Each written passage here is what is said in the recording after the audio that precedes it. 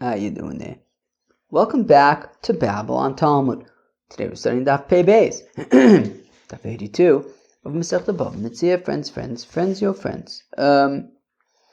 Here's the deal. I have so many question marks around this daf, and what I mean by that, really, just about the technical recording of it. Here are the question marks. First of all, somebody asked me to help them out, and I'm going to do it. They asked me to help them out, literally while I'm in the middle of recording Babylon Talmud. So here's the thing. I think that in about another 20 minutes, somebody's going to ask me to help them out, and I'm going to stop the recording.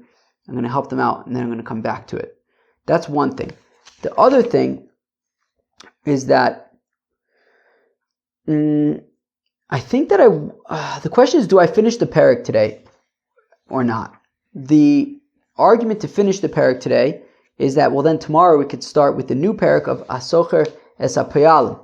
So we could just kind of start with the new parak, which is nice, rather than like start a new parak in the middle of like a daf, like in the middle of the episode.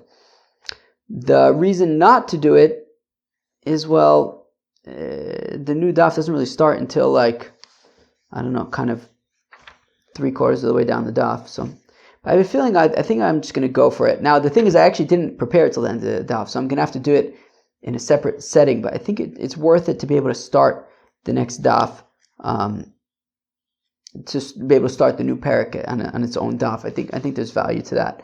So, to sum up, in about 19 minutes now, I'm probably going to have to interrupt the recording to help somebody out.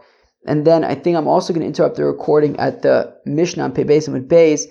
And then I think I'm going to pick it up on Sunday. It's Friday now. I'll probably pick it up on Sunday and continue to the end of the parak as part of this daf. I think that is what I'm going to do. All right, we're going to start on daf Pei Aleph Amud Beis. This is a very gishmak daf. Very gishmak daf. Very, very gishmak daf. I wish I could do it in one. I wish I didn't have to run out to help somebody in 18 minutes, but that was weird. All right, let's do it. But it's somebody who helps us out, so I should help them out. Okay. It's Pei Aleph Amud Beis, about 5, 6, 7, or 8 lines or so from the bottom at the 2 dots. Hilveu ala mashkin shomer socher. So the Mishnah had said that if, and I have to keep my eye on the phone for I told them to message me when they need me. I'll call upon him. So, and if you're wondering why I don't just record afterwards, it's because it's Erev Shabbos, and Shabbos starts in like an hour, so I'm a little bit tight on time. Now, the Mishnah had said that if Shimon lends $1,000 to Ruvain, okay, and then Ruvain gives Shimon a collateral, so Shimon would be considered a shomer socher on that, okay, for that scenario. And the way I understand it, if I'm not mistaken, the point is that, meaning since Shimon is doing Ruvain, he's doing a mitzvah by lending money to Ruvain, well then, it's like so what's the schar that he's getting? It's like the schar mitzvah. I think what he's saying is that maybe that since while he's loaning it, is it possible that so long as there's a loan, like he's like osek mitzvah, patum in a mitzvah? Is that like the point?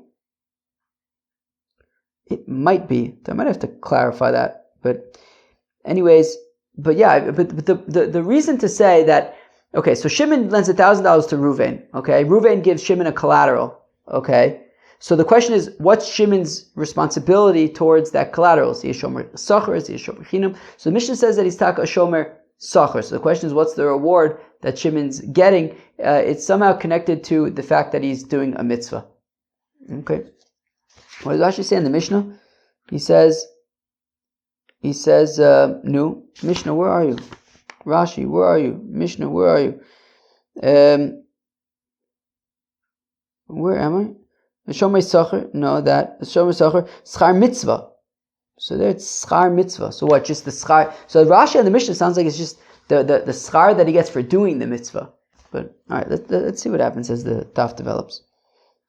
Okay, it says the Gemara. Let's say that excuse me, our Mishnah is not like Rabbi Eliezer, because Rabbi Eliezer would say, well, let's see what he says. The Tanya Malva is Chaver ala Mashkin. that if Shimon lends $1,000 to Reuven and Reuven gives him a collateral, and then the collateral gets lost. Okay, so the question is, if he's a shomer socher, is chayiv for gneva v'aveda. If he's a shomer chinam, so he's potter for gneva v'aveda. Yishava v'yito ma'osav Rabbi Eliezer. Rabbi Eliezer says he has to swear that he wasn't posheya, that he wasn't negligent. He swears that he wasn't negligent and he got stolen or got lost. Then he's potter. He's a shomer chinam. He's potter. And he can still collect, Reuben still needs to pay back Shimon $1,000. So Rabbi Eliezer says that the loaner, Shimon, right? Shimon lent $1,000 to Reuben. Shimon would be a shomer chinam, and he'd potter for gneva v'aveda. Rabbi Kiva, says Rabbi Kiva, Yochel lo my lo, that Reuven could say to Shimon, hey Shimon, klumil visoni ela ala mashkin. You lent me money and I gave you the mashkin as a form of payment. Over a mashkin, if the payment is gone, if the mashkin is gone, if the collateral is gone, avdu ma'osecha, your money is gone. Now, this is talking about, we're going to get in a second to a scenario where there was a document. This is an undocumented loan. Okay? So Shimon lends Reuven $1,000. They don't write up a document. Well, if they don't write up a document, well then how's there going to be any proof to the loan, right? We learned the other day, right? Did we, right, that if somebody loans without any witnesses, he's, what do we say about him? We said it's not good, right? Well, where did we say that? It was like with Rav Ashi. I think it was Taka last Shabbos. Last Friday or something. What was this? Yeah. Over mishum v'lifnei iver lo sitein michshol. V'rish Lakish amar gorim klala la'atzmo. That was a Gemara in Daf Ayin Hamud Beis. So, if Shimon lends $1,000 to Reuven, and they're not going to write a document, so then how's there going to be any proof? Well, the proof is, Reuven gives Shimon a collateral. And that collateral will serve as proof. Right? Reuven will give Shimon a collateral, and that collateral, what does Rashi say? Rashi says, right, Yishava, about 15 lines, 20 lines from the bottom of Rashi. Yishava shelo pasha the shomechinam hu olav the shomechinam de ein adam noto mashkonu legovayna ela lios batuach b'ma'osav. That Shimon's taking this collateral so that he can be certain that he's going to get paid back. Shelo yuchal lichpor. Reuven can't deny that he was lent money because then why would Shimon have his collateral? Ula olam shomechinam hu olav she'im ovad yigbe b'makom acher. That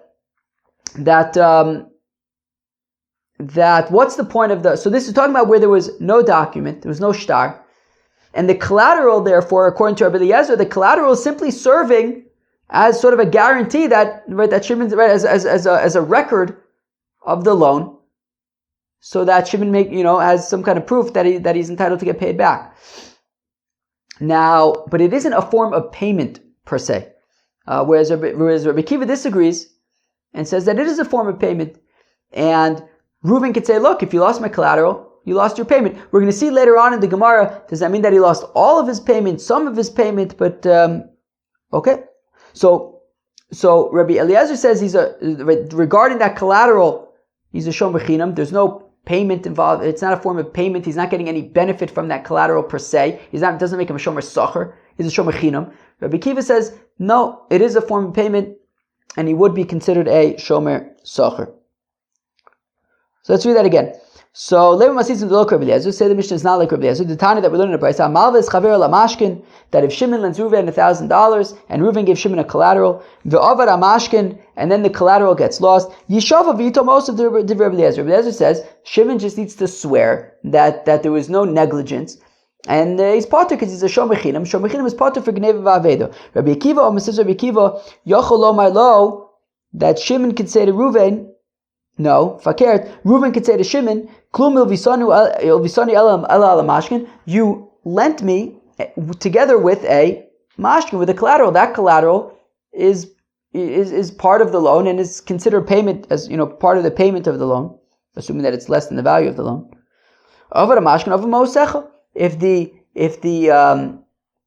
the collateral is gone, well then so is your money, and therefore it's a form of payment, and Shimon would be a shomer socher for it. But if there was a document, Shimon lent Reuven $1,000 or 1,000 zuz, and there was a document, so in that case, then clearly you don't need the collateral as sort of a proof of the loan and a security for Shimon to make sure he's going to get repaid.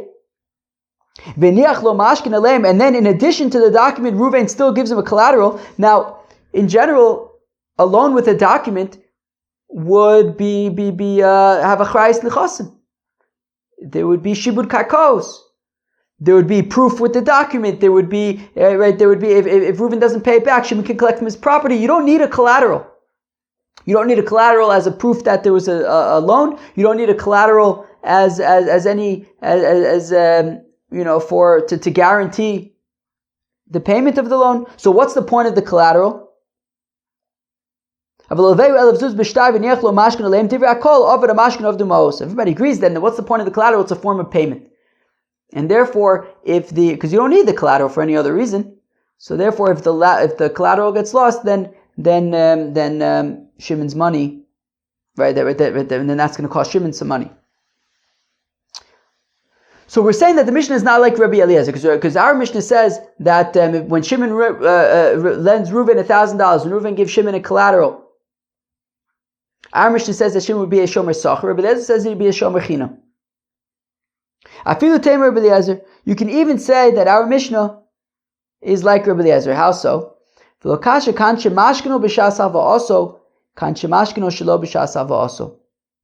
say, well, it depends. It depends when the collateral was taken. If the collateral was at the time of the loan, well, then it's just as a sort of a document, as a proof, as a security on the loan, but it isn't actually payment for the loan.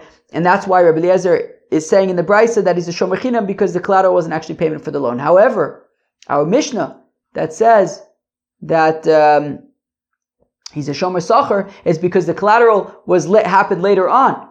What does Rashi say? Kan shemashnu b'shas avos, kan shemashnu b'shas avos. So come Rabbi Eliezer shomer chinam. Umasnisim, but our Mishnah ki shemashnu shelo b'shas avos. So el la'achos mak shetavu ma'asud bebezdin.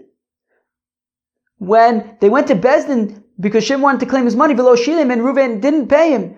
Umashkno al pi Bezdin. So Bezdin says, okay, Shimon, you're entitled to take a collateral. Reuven, give Shimon a collateral. De'ahu vada legovai neshake. Well, then that is definitely a form of payment. So in that case, it would be a shomer sacher. So you could say, Rabbi Eliezer is talking about when the collateral happened at the time of the loan, therefore he's a shomer chinam, and the Mishnah is talking about when the collateral happened later on, and therefore he's a shomer sacher for it. But, says the Gemara, I don't know, that is not a good answer. Why is it not a good answer? Because our Mishnah, as well as the Brisa, both have the same wording, which is Hilveu ala mashkin. That the collateral was at the time of the loan. The collateral was at the time of the loan. The collateral was at the time of the loan. So therefore our Mishnah and the Brisa are talking about when the collateral was at the time of the loan. And still our Mishnah says shomer chinam, Rabbi Eliezer is saying shomer sacher. Ela lo kasha, kan shilveu mos, kan shilveu peris. Well, it depends what was being loaned. The Mishnah that says, so again, you could say that the Mishnah is like Rabbi Eliezer, but the Mishnah that says that is a shomer sacher is because what was loaned was not money but fruits. And because fruits is something that eventually is going to go bad anyways, so there is a shtickle, benefit in that he's taking the fruits off, that Reuven's taking the fruits off of Shimon's hands before they'll go bad. So that's a kind of benefit that Shimon is getting, and therefore he'd be considered a shomer sacher. So kan shaveu mos, kan shaveu peris, but by money, Shimon would not be considered a shomer sacher, he would be considered a shomer chinam. So Rabbi Eliezer in the Brisa is talking about money, therefore he's a shomer chinam, and the Mishnah is talking about peris, and he's a shomer sacher, but that's not so gavaldi, because Vamidikatani Sefer, the Mishnah goes weiter and says Rabbi Yehuda Omer Hilveyu. The Mishnah goes weiter and says Rabbi Yehuda Omer Hilveyu Maos Shomer Chinam Hilveyu Peus Shomer Sacher. That the Mishnah goes weiter and says that that's Rabbi Yehuda who makes such a distinction between Peris and Maos. Michadu Tanakama Lo Shani Le. According to the Tanakama, there's no difference between Peris and Maos. So therefore, when we say that Rabbi Eliezer does not agree with our Mishnah, or that our Mishnah cannot be Rabbi Eliezer, well, it can't be that, no, we could say that it is Rabbi Eliezer, and it just depends. Our Mishnah is talking about Paris, Rabbi Eliezer is talking about Mos, and there's a difference between Paris and Mos. That's not true, because in our Mishnah, the very next thing, or I think it's the very next thing, Rabbi Yehuda makes such a distinction between Paris and Mos, which means the Tanna Kama doesn't make such a distinction. So we can't explain how the Tanna Kama could be Rabbi Eliezer because there's a distinction between Mos and Paris when the Tanna Kama doesn't actually agree with that distinction. That's Rabbi Yehuda who makes that distinction right afterwards. Right? The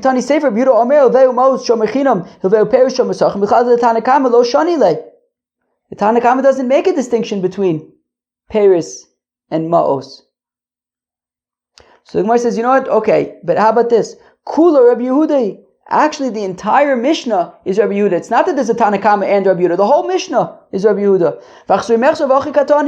You have to add a little bit. You have to add some words to the Mishnah. Hilveu ala mashkin shomer sacher.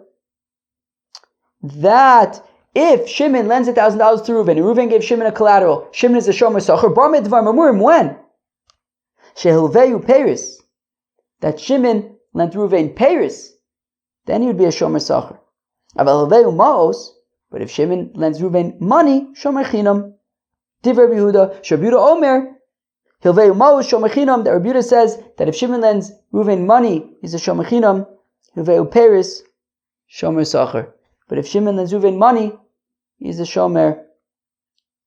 What? Rabbi Yehuda Omer hilveu maos shomer chinam. If Shimon lends Reuven money, he's a shomer chinam. Hilveu Paris, shomer sacher. If Shimon lends Reuven fruits, he's a shomer sacher. Wow. I'm a little distracted because I'm anticipating somebody's going to message me any second. Okay, fine. So we just bent over backwards. To explain that our Mishnah can be like Rabbi Eliezer. But Cheve, if we're explaining that our Mishnah is like Rabbi Eliezer, then who's our Mishnah not like? It's not like the one who argues on Rabbi Eliezer. Who argues on Rabbi Eliezer? Rabbi Akiva. Problem with saying that the Mishnah is not like Rabbi Akiva is that, there's a Gemara that we're going to learn in Sanhedrin, which is coming up. We have to finish BavaMetzia. We're almost finished with BavaMetzia. I know there's still a month and a half, but still, we're almost finished with BavaMetzia. Then Bava Basra, which is going to take 6 months, and then Sanhedrin. But this is towards the end of Sanhedrin. The Sanhedrin is long. I think it's 111 daf. This is daf 86 of Sanhedrin. It says, Stam Mishnah Reb Meir, Stam Sifra Reb Yehuda, Stam Sifra is Reb Shimon. Now, of course, as we know, in general, we try, we say Stam Mishnah is Reb Meir. So we try to essentially, if we can, explain how the Mishnah is Reb Meir's opinion. Because, after all, Stam Mishnah is Reb Meir. But we say Stam Mishnah Reb Meir, Stam Sifra Reb Yehuda, Stam Sifra Reb Shimon, V'chulu Alibud Reb Akiva. And all of them, Reb Meir, Reb Yehuda, Reb Shimon, are all going based on their Rebbe, Reb Akiva. So really, Be'etzem, if we're saying Stam Mishnah is Reb Meir, based on Reb Akiva, really, Stam Mishnah is also Reb Akiva. So therefore, we're bending over backwards to explain that the Mishnah is like Rabbi Eliezer. Well, if the Mishnah is like Rabbi Eliezer, then it's not like Rabbi Akiva. But in general, we assume that actually the Mishnayos are, Stam Mishnah is Rabbi Meir, but based on Rabbi Akiva. So generally, we actually assume that the Mishnah actually would be the opinion, essentially, of Rabbi Akiva. So why are we bending over backwards to explain that it's Taka Rabbi Eliezer? So Yachi, where am I? So if that's the case, that we're explaining the Mishnah of Rabbi Eliezer, then we're not explaining the Mishnah of Rabbi Akiva. Okay, fine. So we finally concede the Mishnah is not like Rabbi Eliezer. Okay, I think I'm going to have to quickly pause because it's 2 minutes to 6 p.m. and I told somebody that I would help them at 6 p.m. So instead of, getting interrupted in the next part, I think I'll just stop here and hopefully I will continue it again in about, hopefully just 10-15 minutes. Okay, now for the second installment of Daf Pei Beis of Masechta BavaMetzia. Lema b'delo shavi mashkin shiur zuzei. Uvidishmuel ka miflige da Shmuel hay man de ozfe alfa zuz lechabe ve'onach le kata de maglo lovayu over kata de maglo ovdu alfa zuzei. Wow. So let us say that the machlokes is between Rabbi Eliezer, who says it is the shomer chinam, and Rabbi Akiva, who says, I guess Betzim is a shomer sacher, that the collateral is a form of payment. Let's say, right, let's say where the collateral is not worth, right? I was giving my example $1,000, right? Shimon lent Reuven $1,000. The collateral is worth $200. So where the collateral is not worth $1,000. One second, flip that over. Okay, where the collateral is not worth $1,000, it's, let's say, worth $200, whatever it is. And Rabbi Eliezer and Rabbi Akiva are arguing about Shmuel. The Amar Shmuel, that says Shmuel, that if Shimon lends 1,000 zuzes to Reuven, and you know what Reuven gives Shimon for a collateral? Right? Shimon lent Reuven 1,000 zuz. You know what Reuven gives Shimon for a collateral? The handle of a sickle. The handle of a sickle. That's what he gives him. You know, we talked the other day that 1,000 zuz is so much money that, you know, to spend $1,000 on a zuz, To spend 1,000 zuz is so much money that to spend 1,000 zuz on a field would be a very expensive field, and people would have to sell their assets in order to come up with 200 zuz just for a down payment. Like 1,000 zuz is a lot of money apparently. And Reuven gives him the handle of a sickle. That's his collateral. Ovad Kata, says Shmuel, that if that handle of the sickle gets lost, Agokata de Magla, Ovad Kata de Magla, Ovdu Alpha Zuze, there goes Shimon's collateral, loan. He's never gonna see his 1,000 zuz again. He lost the collateral. The collateral takes the place of the payment so long as the loan hasn't been paid back and Shimon has the collateral. If Shimon loses that collateral, he loses his repayment.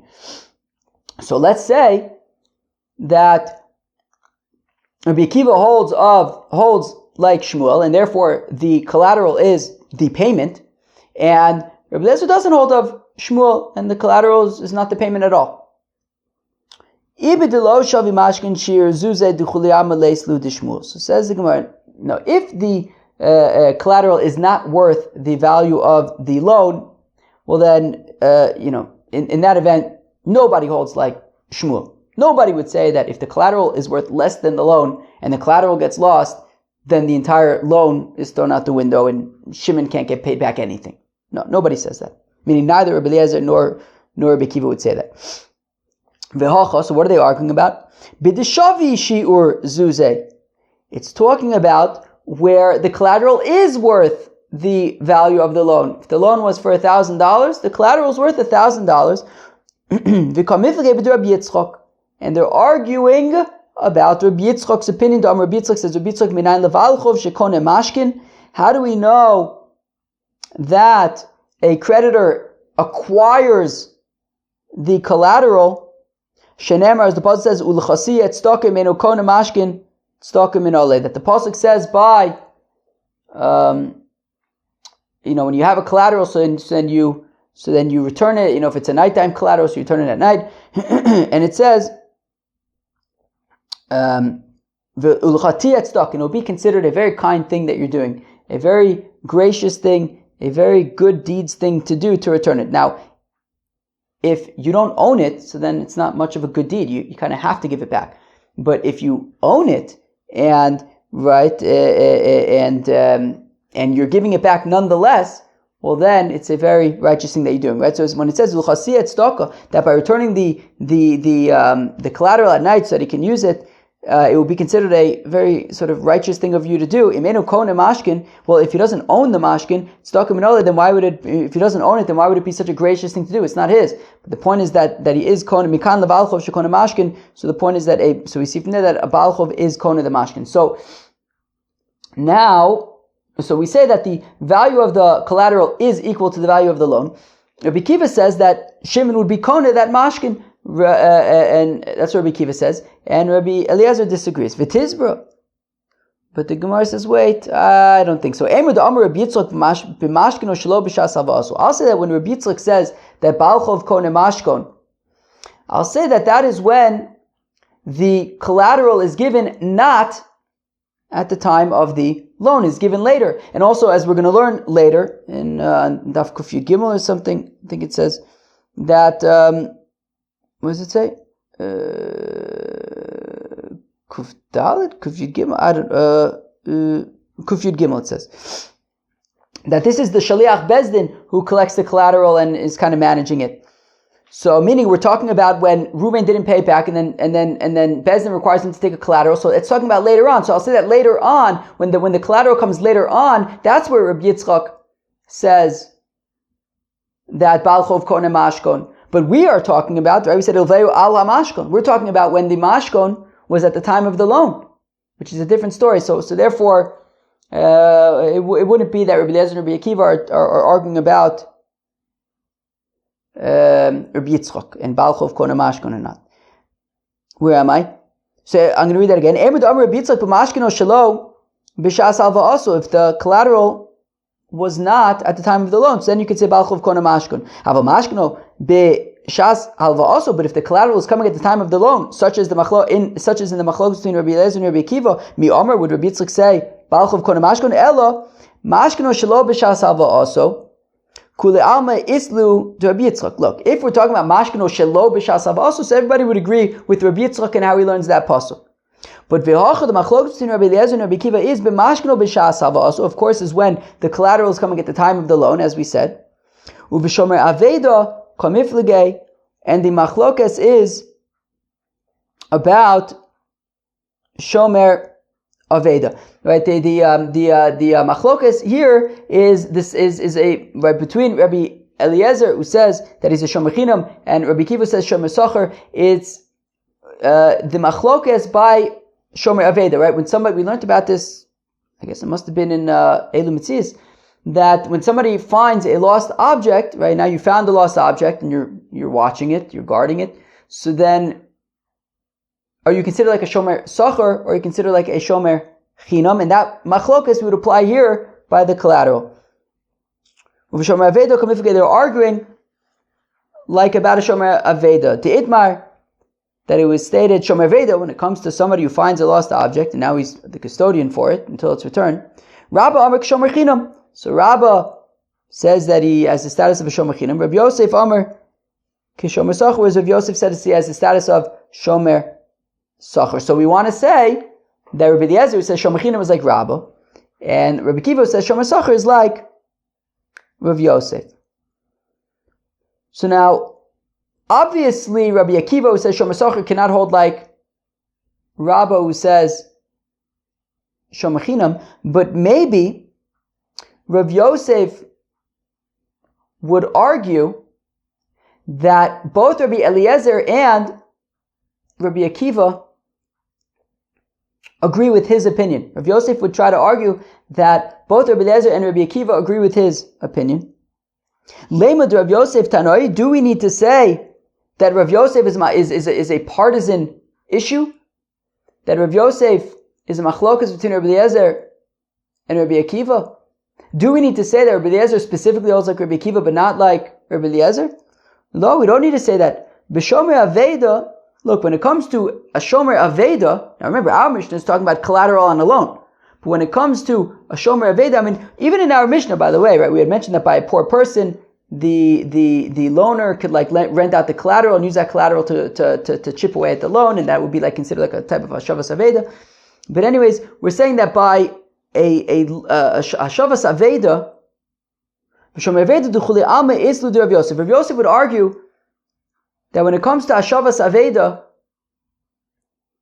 Rabbi Eliezer would agree with him that it would be considered like a Shomer Sacher because he's doing a mitzvah. Right? When it comes to Ashavas Aveda, I think that this came up in BavaMetzia Taka, that meaning when he's doing Ashavas Aveda, if a poor person comes to the door asking for money, he doesn't have to give tzedakah. He's also a mitzvah. He's in the middle of doing Ashavas Aveda. So because he has that kind of benefit that, leave me alone, I'm in the middle of doing Aveda, a mitzvah, so that's the sachar, and he would get that reward, and he therefore it would be considered a shomer sacher. So even Rabbi Eliezer by Ashavas, Rav Yosef would argue that by Ashavas Aveda, even Rabbi Eliezer would hold like me, like Rav Yosef, that he would be considered a shomer sacher. Where am I? Where is it? One second. Yeah, Rashi says that up right. I was thinking. I was trying to make sure I wasn't going crazy over here. Right. So I think for that, right, there's a Rashi b'acha b'shomer aveda kamiflagei It's about 15 lines from the bottom of Rashi. The time of Rabbi Kiva Mishum Deshomer Sacher Mitzvahu Ve'osek b'mitzvah patur min mitzvah Ve'ibai lo yoy rifta le'anya. And then he doesn't need to give tzedakah if a poor person comes because he's in the middle of a mitzvah. So therefore, when it comes to Hashavas Aveda, so we say osek min mitzvah patur min mitzvah. So even Rabbi Eliezer would say that would be considered a shomer sacher. But over here by the loan, the machlokes in Rabbi Eliezer and Rabbi Akiva is talking about a situation where the loaner actually needs that mashkon, so he's not doing it for completely altruistic reasons over here. He's actually getting benefits. So therefore the question is, since he actually needs the collateral, is he considered like he's doing a mitzvah? Right? What does it say? Ma'asav mitzvah ka'avid shel veyu. So Rabbi Akiva would say, yeah, he's doing a mitzvah because he loaned him money. Therefore, he'd be a shomer sacher because he's doing a mitzvah. And I assume the point is that osek mitzvah patur min mitzvah. U'ma'asav lav mitzvah ka'avid lahana also miskam b'avishomer chinam. Whereas Rabbi Eliezer says, no, he's not doing such a big mitzvah. He needs the collateral. He lent him $1,000. Now he gets this thing that he needs. So therefore, it wouldn't be considered. We wouldn't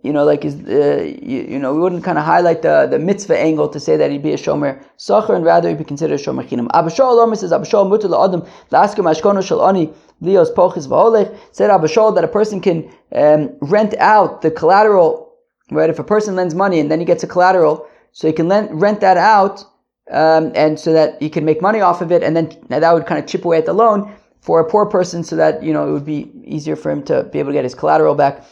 Amar Rav Chanan Bar Ami, Amar Shmuel says Rav Chanan Bar Ami in the name of Shmuel. Halacha Abba Shaul, the halacha is taka like Abba Shaul. Abba Shaul lo Amar, but even Abba Shaul, he didn't say that he could lend out, expensive, delicate stuff. Ela bit mara with a hoe, I think, or a spade. Vessel, was that an adze? What the heck is an adze? V'chardom, or some kind of cutter. Ho v'nafash agrayu v'zuter pchosayu. That you can charge a lot for them, and they don't really get damaged so easy. They're stark at kalim, and therefore it can really chip away at the loan that way. All right, Chevra, I'm definitely going to stop here, and I think I'm going to pick up from here on Sunday. I think that's what I'm going to do. I think it might make this daf a really long daf, but I think I'm going to do it and try to get to the end of the parak. But in the meantime, have a good one. Okay, Chevra, now we're going to finish up the parak. We're going to finish up the parak right now. I hope it's not super complicated. It's a sugya, but it's not extremely complicated. I hope it shouldn't take too long. And we'll start tomorrow with the new parak Asorcha Sapayalim, which is a pretty awesome parak. At least I've seen a few daf of it already. It's pretty interesting stuff. Alright, says the last Mishnah in the parak of Asorcha Esa Uman Namavir Chovis Mimokim Limokim. If a person is moving a barrel from one place to another, shibra, and he broke it. Okay, he was moving a barrel from hither to yon, and he broke it. Ben shomer chinam, ben shomer sacher. Whether he's a shomer chinam, whether he's a shomer sacher, yishava, he swears that he wasn't posheya, and then he's potter. So now it says Rabbi Eliezer. But there's other gersas that say Rabbi Elazar, which I think makes more sense because it would be pretty random. Well, assuming that this is Rabbi Meir, which we're going to see in a second, it is. I think it makes sense to say that it's Rabbi Elazar and not Rabbi Eliezer. Rabbi Elazar ben Shemu is a contemporary of Rabbi Meir, Rabbi Yehuda, who we're going to see in a second. I assume it's Rabbi Elazar. It wouldn't really make sense for it to be Rabbi Eliezer, I think. Rabbi Elazar almost says Rabbi Elazar Zavaza Yeshava.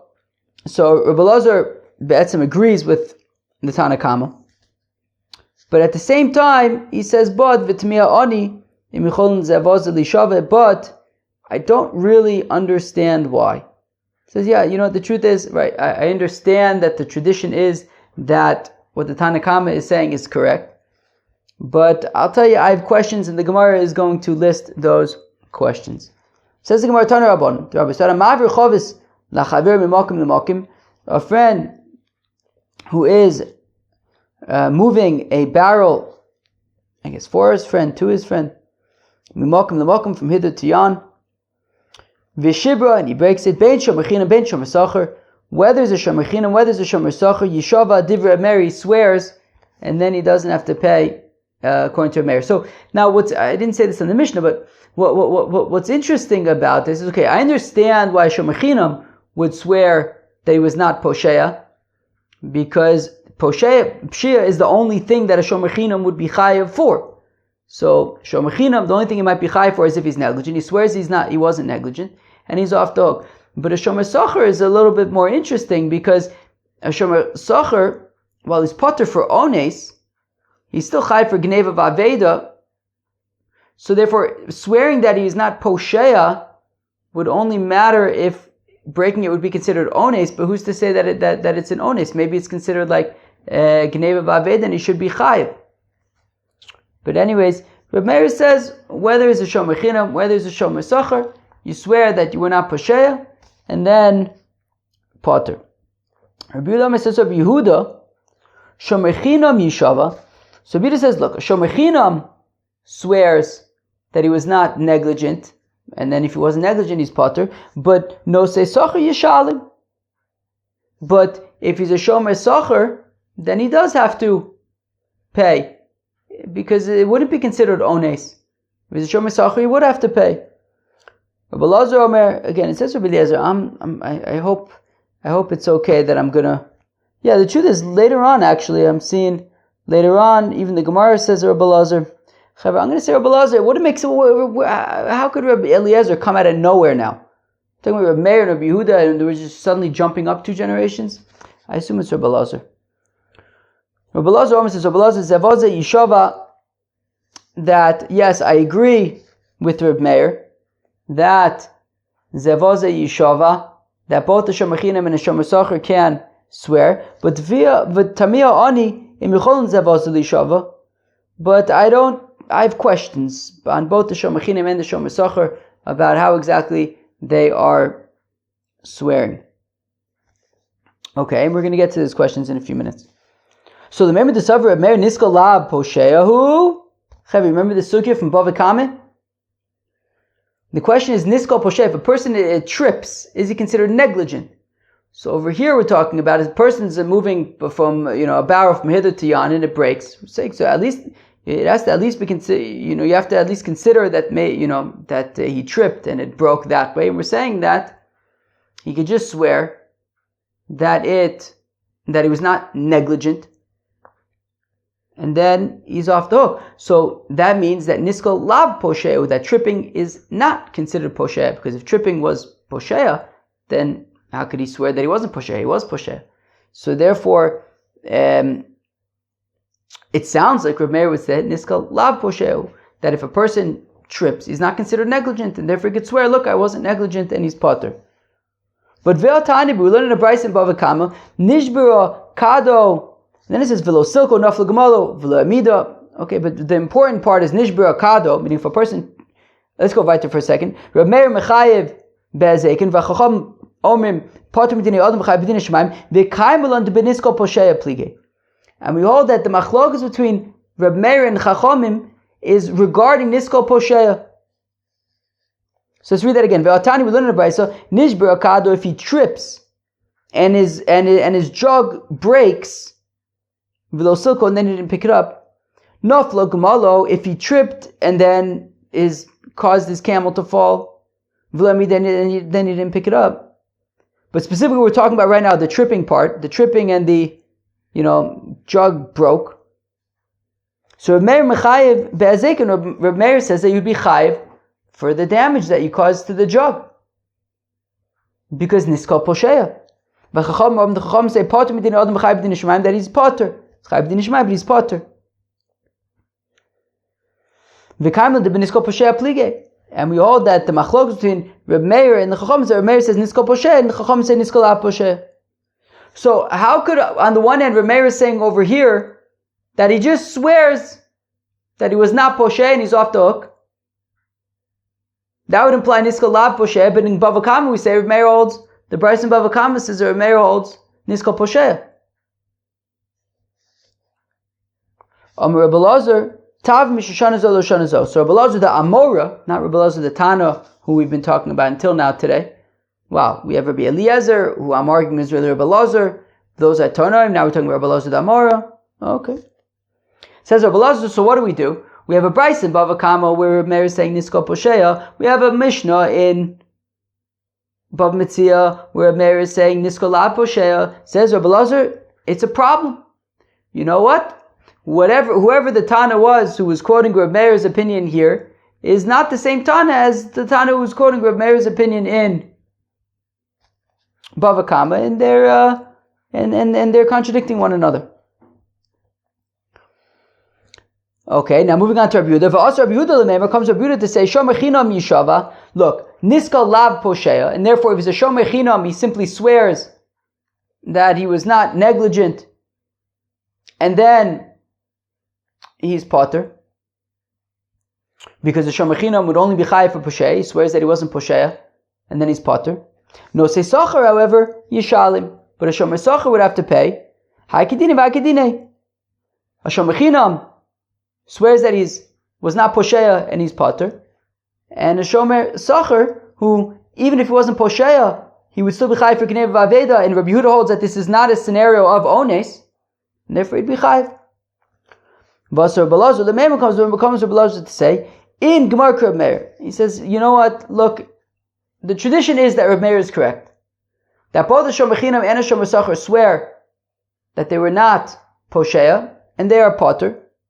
Umiu, however, to me ani, but I don't understand why they'd be able to swear. Okay, so now he starts out by saying Bishlam Shomer Chinam. We're going to see he's actually even going to ask Kashas and Shomer Chinam in a second. But Bishlam, let's just say at least for now, Shomer Chinam Ishtaba de lo Pasha ba. Okay, fine. So Shomer Chinam can swear that he was not Posheya.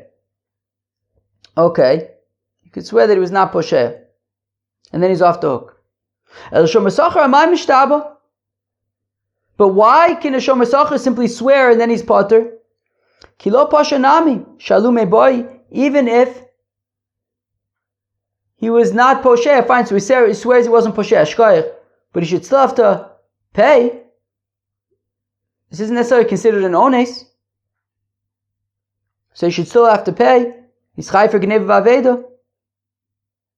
And now getting back to the Shomer Chinam Nami. Okay, fine, I can understand. If he tripped b'makom madrin on some kind of a slope, b'seder, fine, you could say that he wasn't Posheya. Shelo b'makom madrin mimatzim mishtaba to lo pasha. But if it was just a flat area, can he really swear that he was not negligent? Even on a sloped area. Okay, so I understand if nobody was around and there's no proof, nobody can testify about it. Okay, fine, so then he can swear that he was not Posheya.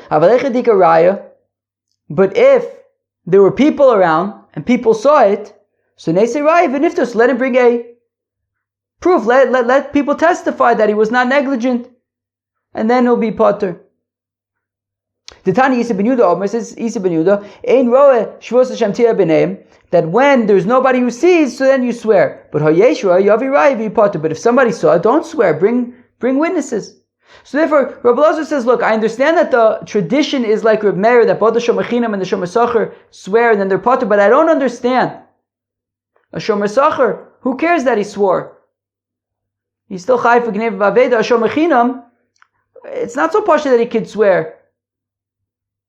If it's just a flat ground, how can he swear? And even if it's on a slope, if there are people around, let them testify. Why is he swearing?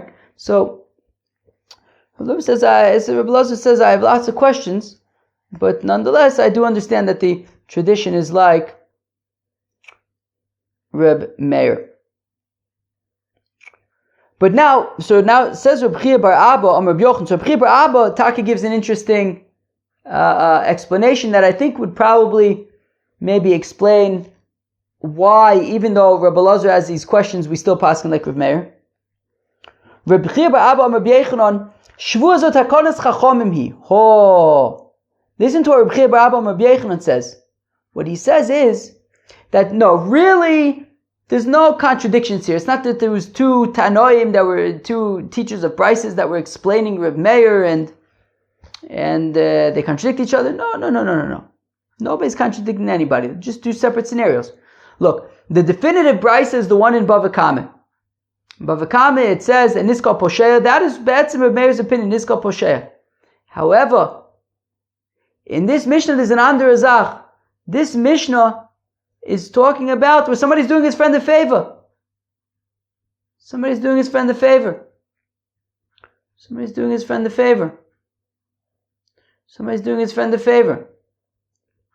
And now if you say, right, so if somebody's doing a favor and he's moving something for his friend, it's a shomer chinam. He's not getting paid, not nothing. He's doing a favor for his friend. And then he trips. We say, oh, Niskal Posheya, you're responsible now, you have to pay.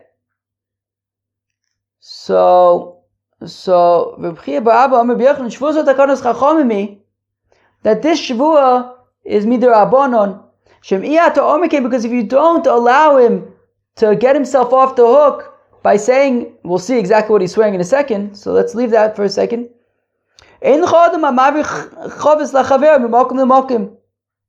Nobody's ever going to do a favor for their friend, because if they trip while they're doing the favor, they're going to have to pay. Who wants that headache? No, I would love to do you a favor, but I don't want to have to be stuck paying. So what does he swear? He swears that, look, it broke, I wasn't intentional. So even though Niskal is Posheya, but in the sake of being able to help somebody out, so he can swear that it wasn't intentional, that he did not intentionally break the thing, and then he's potter, and that way people could help out their friends without having to worry about, but if it breaks, I'm going to be responsible, Niskal Posheya. No. There's always going to be a way out. If anything happens, you can always swear that you did not intend to break it, and you will be potter. Now, also Rabbi Yehuda the Meimer comes Rabbi Yehuda to say, Shomachinam Yishava, that a Shomachinam swears because that he was not negligent, and then he's potter. No Seisacher, when it comes to Shomer Sacher, Yishalim, he has to pay Hakidine v'Hakidine, because the Shomer Sacher is chayiv for Gneva v'Aveda, and even though he may not have been Posheya, but he's still going to be chayiv for Gneva v'Aveda. So Rabbi Yehuda holds that Niskal, so Reb Meir holds Niskal Posheya, Rabbi Yehuda, however, holds Niskal Lav Posheya. So therefore Shomer Chinam swears that he was not Posheya, but a Shomer Sacher, even if he wasn't Posheya, he's still going to have to pay, because this is not yet. Rabbi Yehuda would not consider it to be a scenario of Ones, so therefore he would be chayiv. Alright, where am I? Vasar Balazar the Memor, you see, the Gemara now says Balazar. You see?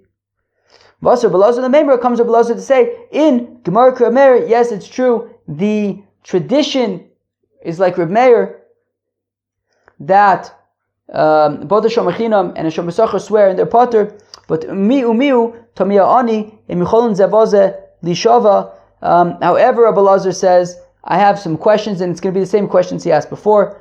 So initially he says, okay, so I understand how a Shomer Chinam can swear that it was not Posheya.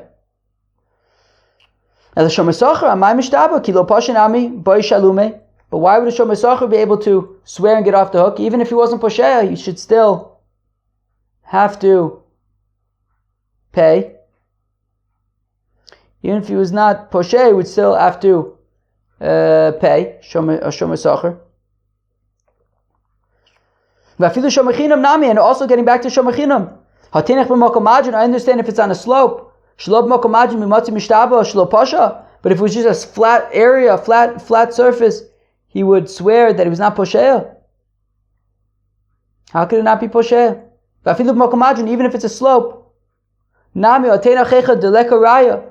So I understand how he could swear if there was no proof, nobody saw it. But if there are witnesses, let him bring witnesses and be potter. The Tani Ben Yehuda Omer says, Ben Yehuda in Roya Shvuas Hashem Tiyabein Shneim, that if there's nobody who saw, so then you swear. But if people saw, so bring witnesses and let them testify. Okay, fine.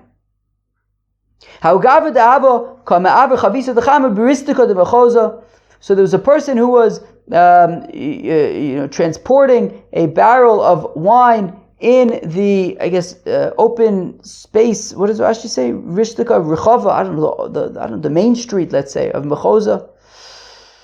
Vitavra, and the barrel broke. Beziza de Mechoza, in some jutting out thingy.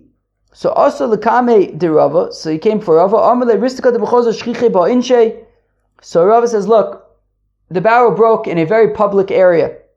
Zil Aise Raya v'ipater. Just ask, somebody must have seen it. Ask them to testify that it was in fact, not negligence, and then it'll be potter. But you have to bring the proof. You can't just swear. You have to bring witnesses. The Rav Yosef Rei. So Rav's son Rav Yosef says to him, "Kiman ki isi? You passing like isi, who says that if there are witnesses, you have to bring witnesses. You can't swear." Le'in ki isi usvir lan kavase. He says, "Punkt. You're right. It's like Isi ben Yehuda, and we paskin like him." A fellow said to his fellow, "Go and purchase for me 400 barrels of wine." Also Zavanle. So he did. He went. He purchased 400 barrels of wine. The sof also l'kam ramle zvine loch arba me'adoni dichamro v'takifu lehu. And he comes back and says, "Look, here's the thing. Sure, I bought you 400 barrels of wine like you asked me to. Bad news, they're all vinegar." So the comment of they came for Rava Omar, and he says to the guy, Rava says, look, 400 barrels of wine turning into vinegar, that's the kind of thing people would find out about, people would hear about. So if it's true that you bought 400 barrels of wine, that's a big order of wine, and they all turn to vinegar, somebody's going to have to know about this. Bring witnesses. So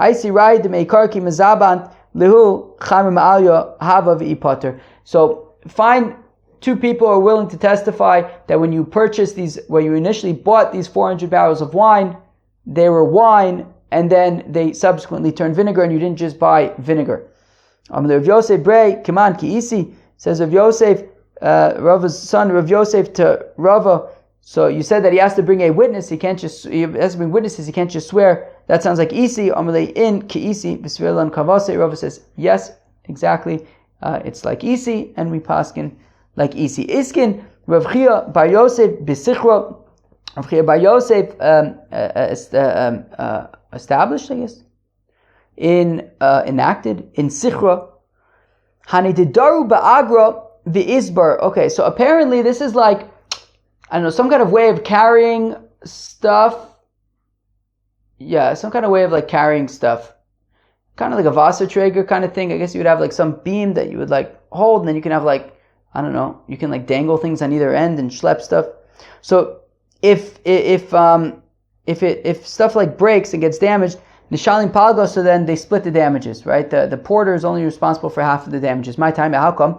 Because nafish l'chad v'zut to the tray, karv lonis v'karv l'pshia. Because it's talking about a scenario where it was kind of in between. It's kind of like a gray area. There was more, the load was more than one person would normally carry, but not enough to warrant two people to carry it. So the porter says, you know what, I'm just going to go for it. So it was kind of like, not quite ones, because he was carrying more than normal, but at the same time it's not exactly poshea, because people do it. It's not quite enough to justify two people doing it, so one person ends up doing it. It's kind of a gray area, so therefore they split it. But digla mishalim kula. But if he carried basically two people's load, so then that's just poshea, and he has to pay for it. Rabbi Bar Chonon tavrulei hanu shakuloi chavisa dechama. So Rabbi Bar Chonon. So I don't know who Rabbi Bar Chonon is there. So there's two different kirsos you can say. One is Rabbi Bar Chana, but then I don't know why he would be going to Rab. The other one is Rabbi Brid Rav Huna. That one makes more sense to me, I think. Whoever it was, tavrulei anu shkoloi. So these porters, the people who were carrying his barrel of wine for him, they broke the barrel of wine. Chavis d'cham, they broke a barrel of wine. Shakol liglimayu, so he took their cloak, right? He says, look, you broke my wine. I'm taking your cloak. And they were irresponsible. They broke it irresponsibly. So they were responsible. So they took their cloaks. Asu, Amr Rav, they came and they said to Rav. And Amr Le, Rav says to, let's say it's Rabba, Breda Rav Huna, Havlu Glimar, give them back their cloaks. Amlu Dina Achi. Rabba Breda Rav Huna says to Rav, but is that the halacha? I thought the halacha is that if they were negligent, they have to pay. Amlu In, he says, yes, it's the halacha because the pasuk says that you have to go in good ways. You have to be lifnim mishur sadin, and therefore these are poor porters. Don't take away their garment. Yoivlu Glimar Yosef, and he gave them back their cloaks. Amrulay, but then they said to Rav, Aniyei Anon, we're poor people, v'tarchinon kula yoma, v'kafinon, and we've been working all day, and we're hungry. V'leis lamidi, we have nothing. Amrulay zilav agrayu. So Rav says to Rav Bar Funa, okay, pay them. Amrulay Dina Achi says, what? I have to pay them? Not only were they negligent, not only did they break my stuff, I have to pay them for it? Amrulay in v'archut tzadikim tishmor. Rav says, yes, because you must guard the ways of the righteous. And I guess since Rav Bar Funa was a righteous fellow, Rav told him to pay them. Cheved, thanks for bearing with me till the end of Hasoches Umanin. I think it's going to be well worth it. Cheved, let me tell you, Hasoches Hapayalim is going to be Yishmak. I think it's a good idea to get started at the beginning of the parak rather than kind of start in the middle of a daf. So thanks for bearing with me. I hope you enjoyed. Peace out.